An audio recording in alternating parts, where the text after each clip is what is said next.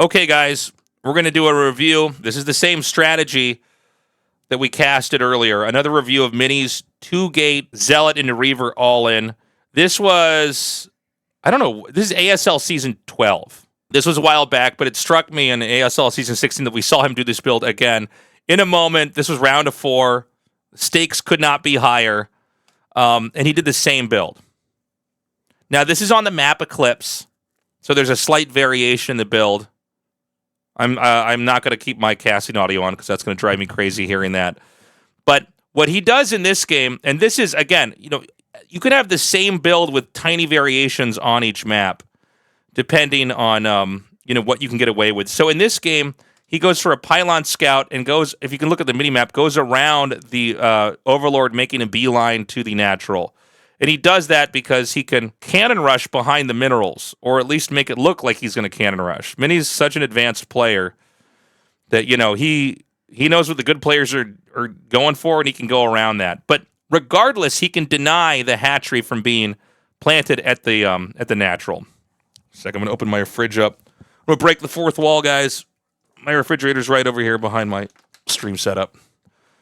Welcome to Asian Apartments. So the first gate is on 9, and the second gate is on 11. I think when I casted this, I said it was 10-11, but I'm wrong about that upon further review. So he's down here to basically deny or make it look like a cannon rush if the Zerg is going to try to take a hatch here. This is not uncommon on Eclipse. It's actually a problem for the Zerg on the map. And just like Retro, keep in mind there isn't a convenient place to take an alternative base if you get put in a bad spot versus this build. Zerg can basically only take the spot adjacent to 12 o'clock.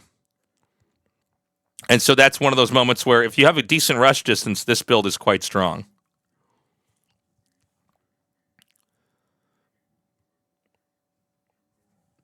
Now, the lings are going to come down. Here, I'll keep a little bit of volume on here. It's quite a recalibration on the... Oh, Jesus, Tasteless. All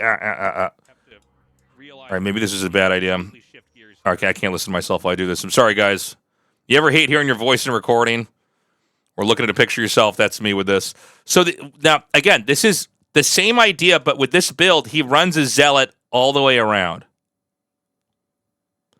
The beauty of this with a 9 and then a 12, or sorry, a 9 and then an 11 gate is that the Zealots are going to come here just in time for the block. Watch. Wait, does he do it? Ooh! Okay, maybe not just in time, but he does it. So he actually gets the Zealot block up here. There is now a hidden probe and a hidden Zealot.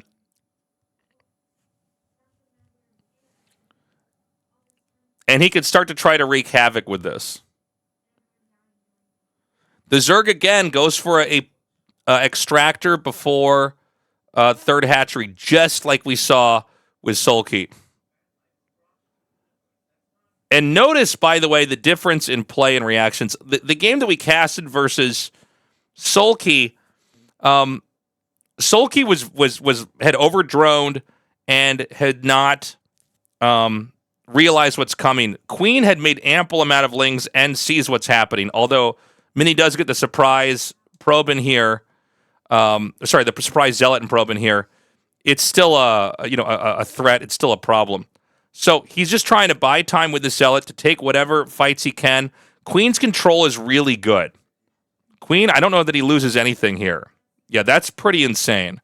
But because of the threat that is created in the top right, it makes a vulnerability here in this base up at adjacent to 12 o'clock. Now, we're not looking at it. I don't have the replay of this one, but if you look on the mini-map, way in the bottom left, the gas has been taken. A core is going to be taken probably after the 7th Zealot has started. So now these 4 Zerglings or Zealots can run up into this base. They can start to take fights. And you're just trying to get good trades here. Now, notice that he's shifting where the Zealots are going each game. So he also blocks the ramp. It's a lot for the observer to keep up with. But basically, he's jettisoning Zealots. I don't know why I can't talk today, guys. I'm sorry. See if some water is going to help me. So you got one zealot hitting one place. That creates a vulnerability somewhere else. And then 4 zealots go. Then he has another 2 zealots that are going to come across the map in a different spot. All so that he can... And then, by the way, he blocks the ramp with the last 2.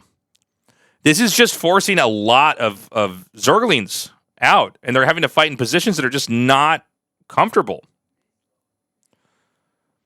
So he's damaging this hatchery. Does he actually get the kill? I think he actually does. I think there's no way that you can recover that. So again, in the chaos, he actually gets that kill. More lings are going to hatch. Now, from the Zerg's perspective, and keep in mind the Zerg never scouted the base. Hold on, I'm going to go back for just a split second. The Zerg, if you look at the mini-map here, just has an Overlord at the bottom left. He's waiting for a fast expand, so he doesn't see that coming. Now that he's killed the hatchery, you just leave 2 zealots here, and these Zerglings are stuck inside this third base. So it's a totally different map, and it's a very different tactical playstyle from Mini, but the same idea works. By the way, you could see on the mini-map the zealots are going to come out again in the bottom left because he realizes, okay, there is no counterattack. I just need to make sure about that. Now he takes the zealots that are already here. By the way, Zerg canceled that creep colony because you don't want to be just making sunken colonies in your main in a game like this if you don't have to. So now these zealots can come back over here. That position at the ramp is broken. Mini with a lot of confidence here. What is that? That's 4 or 6 zealots against what looks to be about 10 to 12 lings. And once the fight starts to be taken, he just runs back behind the minerals. Just like in our previous video, just go to a more tight angle where the lings can't get as much surface area to surround you. Stronger melee units will always want to take fights in more narrow corridors. Weaker units always want to try to get a surround. Now it's the same position that we had with that rush that we had against Sulky. He's now back behind the extractor, the pool, and the minerals. Only this spot's even worse because the only point of entry is above the extractor or behind the minerals. And this spawning pool is positioned in such a way that you can actually beat it from behind in the rush. So this actually puts a clock on the Zerg. Now, I don't remember when we saw the Cybernetics core and Robo when I casted this. But look at this position. Whatever is weaker, just shift more zealots over there. It's not a good fight for this. Lings come back to chase your zealots. Go back to the ramp. Nothing up here. Hit the spawning pool.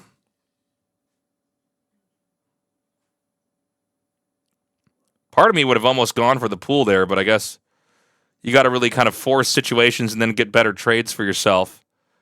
So, at the end of the day, these 2 zealots are going to be picked off. This is a 1-base Zerg. Really brutal rush.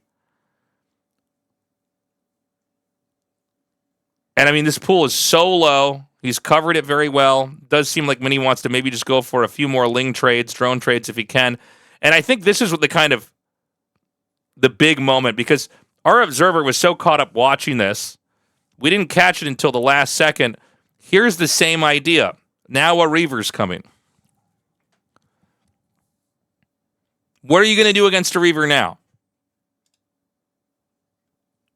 How are you going to play this game out? He has the 2 Dragoons. He has 4 Zealots back here. Guess what? This Overlord that was just, barely a factor in this game here is now a key unit you could not afford to miss. He gets the kill on it. Queen is at 13 of 18 supply. Looking not too hot right now. And there's just nothing that's going to stop the Reaver. There's no gas being mined. A 3rd base is being reclaimed. The Zerg, in fact, doesn't even know what tech is coming. The 2 Dragoons doesn't necessarily sound the alarm. Although I guess if more people map this build onto their play.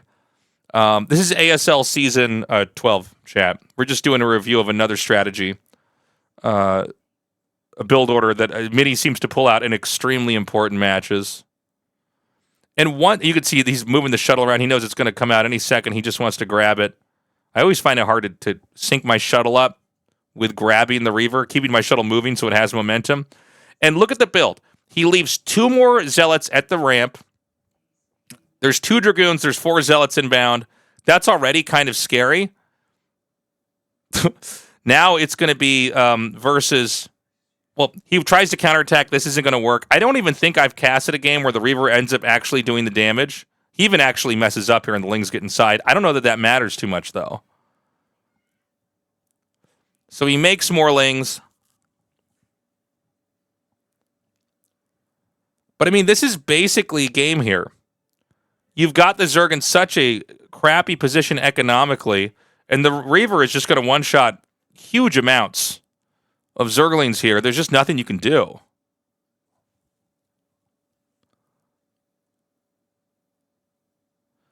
And so this is game. I guess we actually did see the Reaver get some shots off here. But, yeah, I mean, that's all you have to do. There's no way to win that. Well, there you go. That is part 2 of our our educational video on how to do that all in from Mini. Again, if you like this kind of content, do subscribe to the channel, like the video, leave a comment. Let me know what you think about that build if you get a chance to try it out. And once again, a plug for my merch, 1A, 2A, 3A shirt, along with a ton of other designs. If you don't like this one, I promise you there's one for you that you will like. Yeah, have a good day. Stay safe out there, and I'll see you in a future video. Bye-bye.